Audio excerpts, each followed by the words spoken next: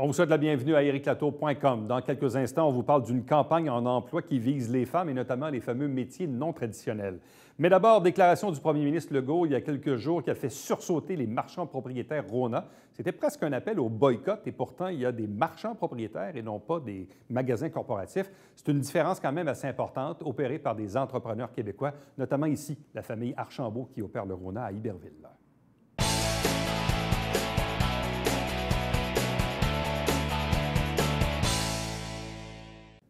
Vous avez probablement vu, lu ou entendu dans l'actualité des derniers jours certaines déclarations, notamment du premier ministre lui-même, François Legault, concernant Rona. Oui, c'est vrai, il y a eu une nouvelle concernant évidemment les abolitions de postes du côté ou des transferts de postes du côté du siège social situé à Boucherville. Puis vous vous rappelez, évidemment, il y a eu une transaction il y a quelques années déjà concernant Rona et Lowe's maintenant. Mais dans toute cette déclaration du premier ministre, peut-être même à la limite, il a tenté de corriger le tir un peu en fin de semaine, mais encore là, c'est un peu malhabile. Il y a des effets un peu collatéraux à cette déclaration-là, parce qu'à la limite, si je résume en gros, le premier ministre disait, bien moi, je fais affaire avec des quincailleries québécoises, faisait parler de Patrick Morin ou de Canac ou de d'autres types de compagnies. Et à la limite, le premier ministre encourageait presque les Québécois à ne pas aller chez des marchands Rona. Or, prenons l'exemple ici dans notre région, principalement du côté d'Iberville, ce qu'on appelait la ferronnerie Hull, le Rona, qui est sur Conrad-Gosselin, c'est un marchand propriétaire. Et il y a eu une vive réaction de la famille Archambault, qui en est le propriétaire, avec nous pour en parler, Audrey Archambault. Bonsoir et bienvenue. Merci. Donc, vous avez senti le besoin d'utiliser Facebook, média social bien connu. Et d'ailleurs, les gens qui d'ailleurs peuvent aller voir la lettre que vous avez adressée au premier ministre lui-même. Parlez-nous un peu du contexte et de la réaction que ça a suscité chez vous quand vous avez entendu le premier ministre faire cette déclaration. Bien, c'est sûr qu'on a été surpris. Je pense que ça a été ce qu'il voulait dire mal sorti. Puis c'était peut-être une méconnaissance de notre réseau. C'est sûr que chez Rona, on a un modèle d'affaires spécial qui est peut-être méconnu des gens parce qu'ils voient les lettres Rona. Rona, c'est Rona, mais il y a deux modèles d'affaires. Donc, il y a les magasins corporatifs et les magasins affiliés. Donc, c'est sûr que même des employés, ils sont venus me voir en me disant, voyons, ça n'a pas d'allure ce qu'il a dit. Puis, bien, c'est sûr que le réseau de marchands, même si on est des centaines, bien, on se parle, on a des groupes. Ouais. Donc, on a décidé qu'il fallait se lever là, pour se faire entendre comme quoi ça n'avait pas de sens, cette déclaration. Parce que Rona, évidemment, dans l'actualité des dernières années, parce que, bon, puis là, peut-être me corriger même en même temps là, si je erre dans mes propos, mais donc la bannière Rona, qui est évidemment québécoise, a été vendue à une compagnie américaine qui s'appelle Lowe's. Oui. Bon. Vous l'avez bien dit, il y a des magasins corporatifs et il y a des marchands propriétaires comme vous. Et voilà. C'est quoi la différence entre les deux? Les magasins corporatifs comme Rona l'Entrepôt, admettons à Saint-Jean-sur-Richelieu, Saint-Bruno, 10-30, tous les Rona l'Entrepôt sont corporatifs. Il y a aussi quelques autres magasins Rona qui ne sont pas de type entrepôt à cause de la superficie, qui sont corporatifs parce que des familles qui voulaient se retirer et qui n'avaient pas de relève, bon, dans ce cas-là, Rona les rachetait. Donc, il y a plusieurs corporatifs qui sont gérés de la maison-mère à Boucherville. C'est eux qui décident de tout, qui décident de l'embauche en magasin, de comment ça fonctionne, des méthodes C'est la corporation qui est propriétaire de ces magasins. Et voilà. Bon. Puis il y a tous les marchands affiliés. Mais ce que les gens, des fois, ne savent pas, c'est qu'on est plus de 200 au Québec. Puis il y en a aussi à l'extérieur du Canada, là, dans l'Ouest canadien, tout ça. Il y a beaucoup d'autres marchands propriétaires aussi, mais au Québec, c'est sûr que c'est ici que ça a commencé. Fait qu'on est plus de 200. On est propriétaire. Moi et mon père, on est propriétaire de la bâtisse. La compagnie est à nous. Rona n'a rien à faire dans notre gestion. Rona, pour nous, c'est un fournisseur principal, c'est sûr. Oui. On a décidé d'être sous cette bannière-là pour jouir de la publicité, de tout le savoir. Là, actuellement, la vente en ligne, tout ça, c'est tout. C'est comme un partenaire d'affaires, mais c'est vraiment comme un fournisseur que nous, on choisit. Ils n'ont absolument rien à dire dans notre gestion de magasins, d'achats. Oui, c'est sûr que si tu veux acheter à l'inverse d'eux, bien, ça ne servirait à rien pour nous d'être membre Rona de toute façon, mais on jouit du pouvoir d'achat que Rona, maintenant Lowe's Canada, a, mais on a les choix d'aller voir ailleurs si on le désire, d'acheter local encore plus vraiment. Tu sais, j'ai des fournisseurs à Saint-Jean-sur-Richelieu, même s'il y a une entente avec un fournisseur de Montréal chez Lowe's, j'ai le choix d'aller vers le local. Mais ils n'ont rien à voir dans notre gestion, donc c'est sûr que la déclaration de M. Legault, ça l'a vraiment surpris tous les marchands affiliés qui investissent tout dans leurs magasins. Bon. Et cette déclaration-là, évidemment, émane d'une décision de la corporation Rona à l'égard des 60 postes en question qui étaient au siège social de Boucherville, qui, dans certains cas, sont transférés en Caroline du Nord, je pense? Transférés en Caroline du Nord, oui, le siège social de Lauze. Bon, donc, suite à l'annonce de cette nouvelle-là, puis on comprend qu'il y avait tout un contexte très politique aussi au départ, quand il y a eu la transaction de Rona à Lauze, sous l'ancien gouvernement. Bon, on se rappelle un peu du contexte, mais bon, là, l'annonce, le premier ministre voit que Lauze, dans le fond, coupe 60 postes à Boucherville, au quartier général, décide de faire une montée de lait politique et de faire une déclaration, puis à la limite dit quasiment au monde, allez magasiner dans des quincailleries québécoises et non pas américaines. Et voilà. Bon, mais prenons l'exemple chez vous, la ferronnerie Hull, comme on l'appelait, même du temps de la Deuxième Avenue, ça existe dans le paysage depuis quoi, 70 ans? Oui, ça fait 74 ans. Puis cette année, justement, au Salon Rona, on a célébré les 65 ans d'affiliation sous la bannière Rona. Mais ça fait 74 ans là, que ferronnerie Hull existe là, à l'époque, qui a commencé sur la Deuxième Avenue. Et la famille Archambault, donc toi et ton père, en êtes propriétaire depuis combien de temps maintenant? Mon père s'est associé au fils du fondateur. Le fondateur était Gabriel Hull. Il s'est associé avec Robert. Là, je ne pourrais pas dire l'année, mais ça fait plus de 30 ans que mon père. Là, mon père a rentré vers 16-17 ans, s'est associé, a commencé à racheter à 25 ans. Puis M. Hull a pris sa retraite il y a une quinzaine d'années. Puis moi, je suis venue me joindre à mon père officiellement là, en tant qu'associé en 2011, juste avant la construction du nouveau magasin. Bon, parce que pendant longtemps, vous étiez dans le vieux Iberville, pas très loin du Carrefour La Plante. Là, maintenant, vous êtes sur Conrad-Gosselin avec les autres commerces de proximité. Donc, le temps passe vite, mais c'est quand même une installation quand même assez importante. C'est pas un gros méga Rona d'entrepôt, mais c'est pas un petit non plus. Donc, vous avez quand même une superficie, vous avez quand même une surface d'opération quand même assez importante. Là. Oui, là, maintenant, on est rendu avec ce qu'on appelle le magasin complet, le coquille de 40 000 pieds carrés. Là. Donc, on a triplé la superficie qu'on avait versus... Triplé, oui, versus quand on a quitté la Deuxième Avenue, là, où on avait fait plusieurs petits agrandissements. Mais bon, à un moment donné, le site où on était restreint... par la rue, par le stationnement. Et aujourd'hui, vous comptez combien d'employés? Alors, on est à une cinquantaine d'employés actuellement. Temps partiel, temps plein combiné, là, on est entre 50 et 55 employés qui travaillent, soit à temps partiel ou à temps plein. Au magasin. On a déjà agrandi depuis l'ouverture en 2012. On vient de construire un entrepôt. C'est un entrepôt, par exemple, c'est pas au niveau magasin. Un entrepôt pour avoir plus de volume de matériaux. On a réaménagé la cour extérieure. Mais aussi, la ferronnerie Hull, le Rona Iberville, s'est développé aussi au fil du temps une forme de spécialité dans la location d'outils. Oui. Ça aussi, c'est assez unique à la couleur de votre magasin. Là. Oui, c'est ça, parce qu'il n'y a pas beaucoup de Rona qui ont des centres de location d'outils, du moins pas complet comme le nôtre, là, qui va d'une perceuse à une pépine. Donc oui, mon père avait commencé ça il y a une vingtaine d'années. Puis quand on s'est relocalisé, bien, on s'est mieux installé pour pouvoir continuer à développer ce créneau-là. Puis oui, on est comme un des seuls centres de location à être ouvert 7 jours sur 7. Puis c'est propre à nous, parce qu'il n'y a vraiment pas beaucoup de magasins Rona qui ont ce service-là, puis qui est très complémentaire. Là. Donc là, vous, évidemment, vous avez réagi ici localement. Vous dites que vous êtes à peu près 200 marchands propriétaires au Québec affiliés, au Québec, à peu près. Ouais. Est-ce que vos collègues des autres magasins ont fait un peu la même chose, donc des sorties publiques dans leur localité, des lettres au premier ministre? Oui, il y a énormément. M. Legault a reçu certainement des dizaines de lettres là, que j'en suis témoin parce que, bon, on a un groupe là, qui se fait part de nos actions.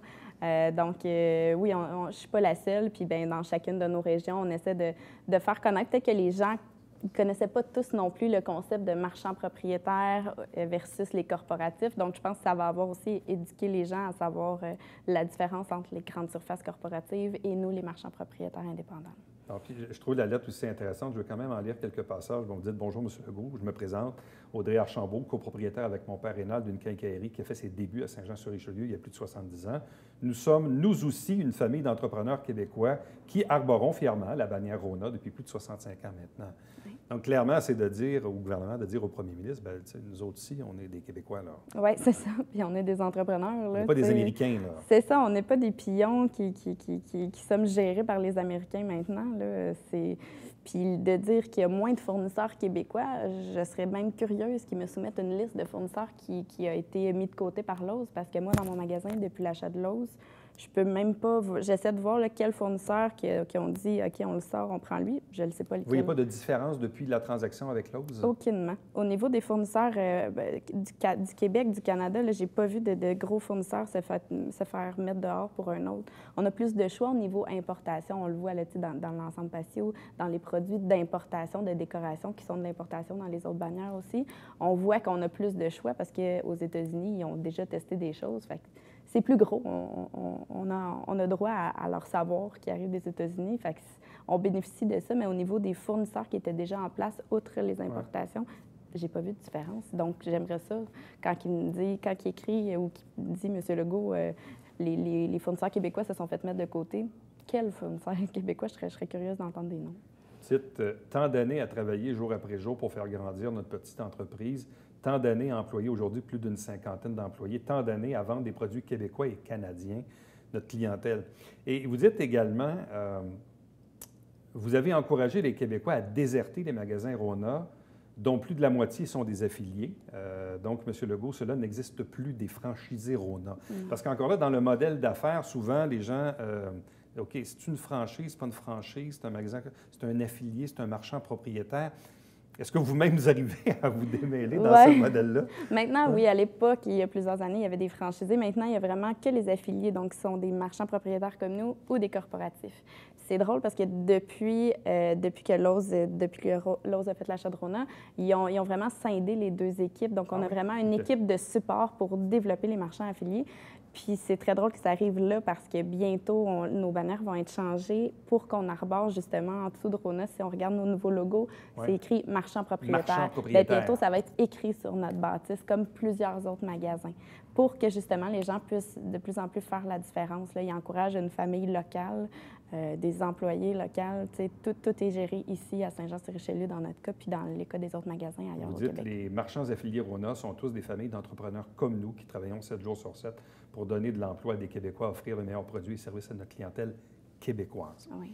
Est-ce que, bon, là, comme je le disais tantôt, un peu en introduction, j'ai senti dimanche que le premier ministre, bon, il ne s'est pas excusé, mais il a tenté de clarifier sa position. Il a dit, ouais, c'est vrai, il faut peut-être faire attention. Ouais, c'est vrai, il y a peut-être, bon, tu sais, on a senti un peu que c'était un peu glissant.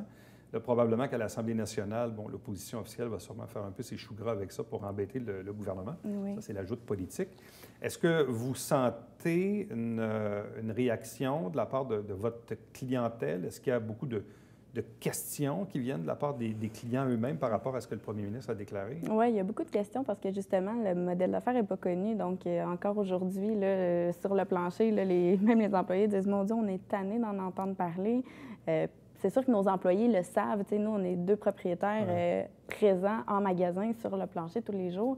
Fait que eux, ils voient la différence. Donc, mais au niveau de la clientèle, oui, on se faisait encore demander quand ils ont annoncé qu'il y aurait peut-être d'autres fermetures. « Ah, faites-vous partie des magasins qui vont fermer? » Il n'y a même pas eu d'annonce encore qu'il y aurait des magasins qui ferment. Puis de toute façon, ils ne pourraient pas nous fermer. Mais je peux imaginer que le matin, quand on se lève puis qu'on voit que le premier ministre dit quasiment au monde de boycotter les Rona, j'imagine que ça doit être un petit choc. Là. Oui, on s'est tous tous un peu dans mon chiffre notre d'affaires va café. se mettre à baisser, les gens vont nous bouder. Et voilà. C'est pour ça, d'ailleurs, que j'ai voulu envoyer une lettre parce que c'était plus fort que moi. Puis je me suis dit, tiens, mettons-la sur la page Facebook pour le plaisir. Puis j'ai été surprise des réactions, du nombre de partages, puis des commentaires positifs parce que je me rends compte qu'il y a même des gens de Saint-Jean-sur-Richelieu ou les environs qui travaillent soit à Boucherville ou soit pour d'autres Rona, tu sais, qu'eux aussi ont été touchés, là, pas juste nous dans notre magasin. Avez-vous invité le député Lemieux ou encore la députée d'Iberville qui habite, Mme Sanson, qui habite d'ailleurs pas très loin de votre Rona? Oui, bien pas très loin, elle est vraiment pas très loin. Donc, est-ce que vous l'avez invitée à venir faire un tour? Oui, bien, je l'ai contactée. En fait, on est sur le bord de se parler. On est toujours entre 2 boîtes vocales, là, mais elle a retourné mes appels. On n'a juste pas eu l'occasion encore d'en discuter. Mais oui, je l'ai tout de suite contactée parce que je trouvais que c'était la première étape là, pour se faire entendre. Là, elle nous représente. Donc, c'est la première chose à laquelle j'ai pensé avant d'envoyer la lettre. Audrey Archambault, merci beaucoup, puis bonne chance pour la suite. Merci beaucoup. Restez avec nous, puisqu'au retour, on vous parle de l'organisme Coffre et du Hermont qui lance une campagne en emploi pour les femmes.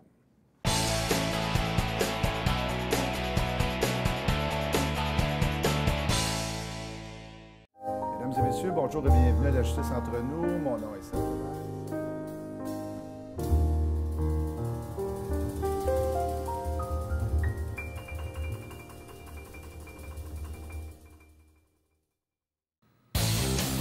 Ici Alexandre Baudouin. Et François Trépanier. François, cette semaine à Sport Express, on parle de boxe. Oui, avec Marc-André Gauthier et Jonathan Richard. Il y a un gros gala qui s'en vient le 9 novembre. J'ai envie de te mettre KO, moi. Ah ouais, non? Manquez pas ça.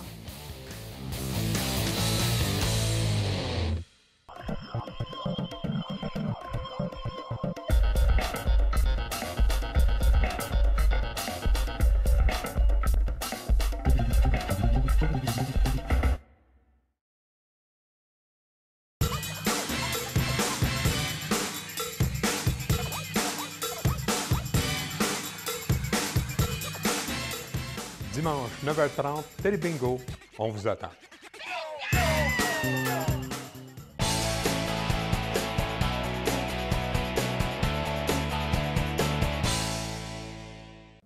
L'organisme Coffre lance avec le Hermont la campagne Une femme à la fois, prête pour un emploi, fait pour moi. Avec nous pour en parler, Claudia Bédard, elle est coordonnatrice et conseillère en emploi du côté de Coffre. Bonsoir et bienvenue. Bonsoir. Coffre, c'est assez connu ici localement, mais qu'est-ce que c'est le Hermont? Le Hermont, en fait, c'est un regroupement de 5 organismes en Montérégie qui travaillent auprès des femmes. C'est un service d'aide à l'emploi pour les femmes en la recherche d'emploi. Donc, c'est comme un regroupement des 5 organismes en Montérégie, des services spécialisés pour les femmes. On va travailler, tout ce qui est orientation et aussi les explorations des métiers non traditionnels. Bon. Quand on parle de métiers non traditionnels pour les femmes, ça englobe quoi? Bon, en tête, on peut se dire, oui, policier, pompier, quoi qu'aujourd'hui, policier, il y a beaucoup de femmes maintenant, mais aujourd'hui, en 2019, bientôt 2020, on définit comment un métier non traditionnel pour une femme. C'est sûr que la statistique qui vient comme faire le départage, si on veut, c'est où on retrouve moins de 33 de femmes dans un secteur d'activité.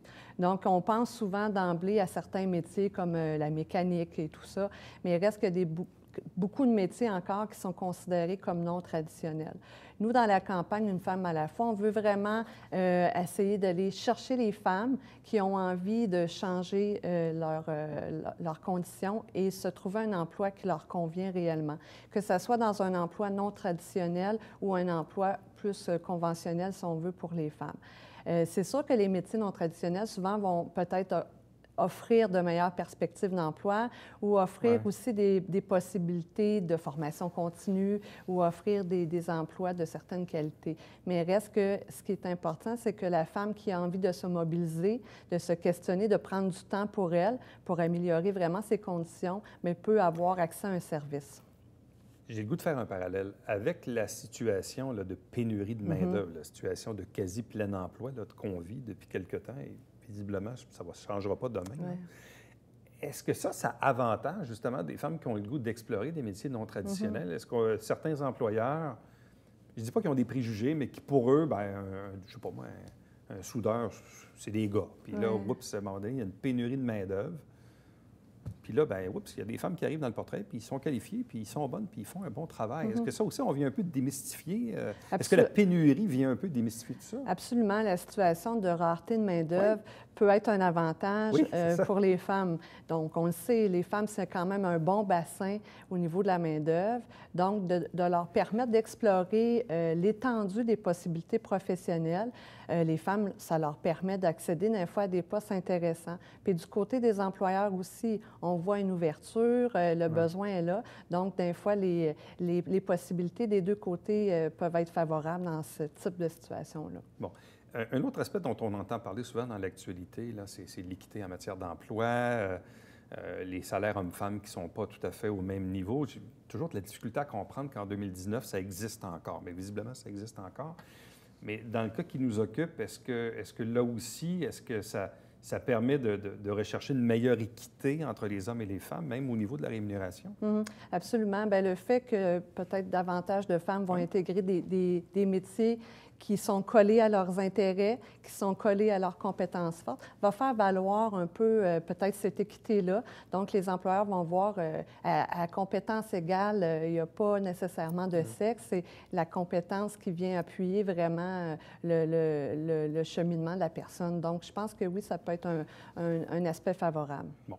La campagne, elle se décline de quelle façon? Bref, qu'est-ce que vous allez faire dans les prochaines semaines? Oui, la campagne s'est déployée cette semaine. Ouais. Donc, il va y avoir différentes activités. Vous allez voir ici dans le Haut-Richelieu un affichage sur un autobus urbain. Donc, on va voir un affichage. On va avoir aussi plusieurs publications sur notre Facebook Quartier de l'Emploi. Donc, vous allez pouvoir nous suivre, voir un peu des témoignages de femmes qui ont passé par nos services, qui ont vraiment décidé d'améliorer leurs conditions et d'adopter et d'aller vers un métier qui leur convient. On va avoir aussi des kiosques. On veut aller rencontrer les femmes au Richelieu, entre autres, au Carrefour du Haut-Richelieu. Le 7 et le 8 novembre, nous allons être au Carrefour avec un kiosque où on va pouvoir accueillir les femmes, leur parler de nos services. Le 19 novembre prochain aussi, il y a un salon des organismes au Quartier de l'Emploi. Donc, vous allez avoir un kiosque pour accueillir les femmes. Il va y avoir aussi des communiqués de presse dans les journaux, puis aussi une tournée d'affichage, parce que tous nos partenaires, que ce soit dans le communautaire, l'éducation, l'emploi, sont de mise dans la campagne pour aller chercher le maximum de femmes pour leur permettre d'accéder à un service personnalisé. On parle une femme à la fois, qui est un peu notre slogan. Ouais. Mais il signifie quoi, ce slogan-là, Exact. une femme à la fois? Bien, nous, les 5 organismes, on mise beaucoup sur une approche personnalisée, une intervention personnalisée. Quand une femme vient chez nous en évaluation de besoins ou appelle pour avoir de l'information, on va prendre le temps avec cette femme-là de voir quel est son besoin, puis d'établir un processus, si on veut, personnalisé à ses besoins. Je reviens au plein emploi. Ça ne veut pas dire que parce qu'il y a une pénurie de main-d'œuvre ou qu'on est dans le plein emploi, que nécessairement les femmes qui détiennent un emploi aujourd'hui sont satisfaites de leur emploi. Absolument. Parce que ça, c'est une autre chose. Avoir un emploi, c'est une chose, mais avoir un emploi qui nous plaît, qui nous convient, dont la rémunération est correcte, etc. Donc, la question que j'ai envie de vous poser, c'est qui le public cible de cette campagne-là? Vous vous adressez à quel type de femmes? Absolument. On cherche les femmes qui sont un peu plus éloignées du marché du travail, qui ont été absentes du marché du travail pour des choix familiales ou peu importe. Donc, des femmes qui ont envie de se remettre en action, de revenir sur le marché du travail pour améliorer leurs conditions. Donc, nous, on peut les aider à faire un bilan de compétences, aller chercher des petites formations qualifiantes. On cherche aussi à aller chercher les femmes qui ont des emplois précaires. On le sait, souvent, les femmes vont avoir des emplois à temps partiel, vont avoir des emplois un peu de survie parce qu'ils ont la charge familiale ou peu importe les raisons. Donc, des salaires, des fois, un peu au salaire minimum, tout ça. Puis, ils ont fait un choix parce que l'emploi était là, non basé un peu sur leur intérêt ou vraiment un métier qui leur convient. Comment on réussit à les convaincre de faire le tremplin? Parce que quelqu'un peut nous regarder en ce moment et dire « Oui, effectivement, je sais pas, moi, je travaille 2-3 jours par semaine. Bon, à l'époque, ça convenait. Aujourd'hui, ça ne convient plus. Mais là, je suis un peu prisonnier parce que là, je suis monoparental. Il faut que je paie l'auto, il faut que je paie le loyer. J'ai 2 enfants. Bon, je ne peux pas m'absenter de revenus pendant X nombre de temps. » Quels sont les outils à la disposition de ces gens-là qui veulent effectuer peut-être une réorientation, un changement de carrière, peut-être, oui, se tourner vers les métiers non traditionnels pour améliorer leur sort dans 2-3 ans, mais le sacrifice à faire maintenant, comment on peut les aider ou les accompagner, ces gens-là? Oui, bien, premièrement, c'est peut-être de les accompagner dans l'exploration de leurs possibilités, de voir un peu au niveau de la connaissance de soi que ces femmes-là réapprennent à voir c'est quoi leur rêve, c'est quoi leur passion, d'où les compétences qu'elles ont développées, vers où on peut transférer, dans quel secteur, où ce secteur-là serait plus en lien avec leur intérêt, si on veut. Donc, c'est vraiment d'amorcer une réflexion auprès de ces femmes-là pour voir, on va faire le bilan de tes compétences, on va regarder qu'est-ce qui est possible pour un éventuel changement professionnel éventuel. Bon, c'est un accompagnement personnalisé, mais aussi, il n'y a pas de frais, il n'y a pas de coûts. Non, tous les services sont sans frais. Donc, les femmes sans emploi ou les femmes qui ont des emplois précaires peuvent vraiment bénéficier de nos services pour vraiment améliorer leurs conditions et obtenir un emploi qui leur convient. Bon. C'est une campagne régionale également qui s'étend sur un territoire quand même assez vaste, là, sur, dans le fond, 5 territoires, si on veut.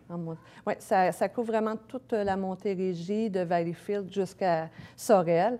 Donc, c'est vraiment une campagne choc qu'on voulait faire pendant le mois de novembre, que ça résonne un peu partout en Montérégie pour aller interpeller les femmes, les partenaires, les gens aussi, le réseau social de ces femmes-là qui puissent leur dire, bien, regarde, donne-toi une chance, pense à toi, ose. Tu sais, c'est le message un peu qu'on leur dit, ose. Pense à toi, élabore un projet de vie professionnelle qui te ressemble pour vraiment améliorer tes conditions. Bon, je ne l'ai peut-être pas dit en début d'entrevue. En fait, je prenais pour acquis que tout le monde connaît Coffre, mais j'ouvre la parenthèse quand même, même si ça existe depuis quoi, une trentaine d'années, si ce n'est pas plus. Oui, 37 ans. 37 ans, même. On approche les 40 ans, ça va vite. Donc, Coffre, qu'est-ce que c'est comme organisme? Bien, Coffre, c'est un centre d'orientation, de formation pour femmes en recherche d'emploi.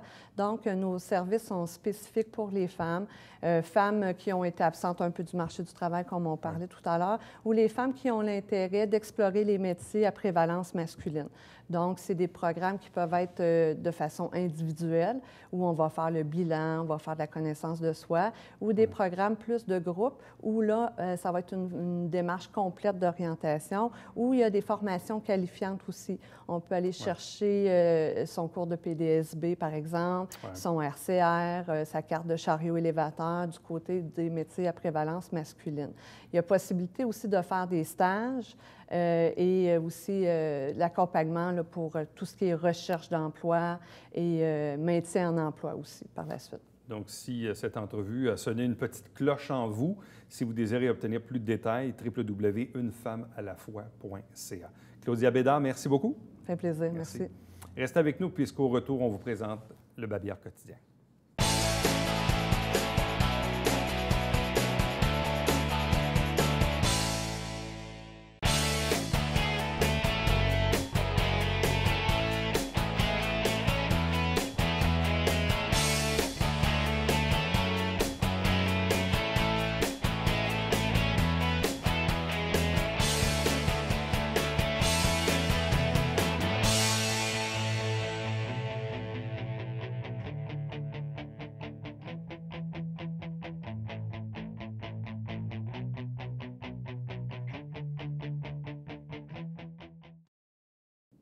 C'est un rendez-vous en fin de semaine, 2 et 3 novembre, 10e anniversaire du Salon Commerce et Services du Richelieu. J'en suis le président d'honneur et très, très fier. Et cette année, grande nouveauté, ça se tient au Carrefour Richelieu. Donc, allez faire un tour en grand nombre. Et j'y serai d'ailleurs tout au cours de la fin de semaine.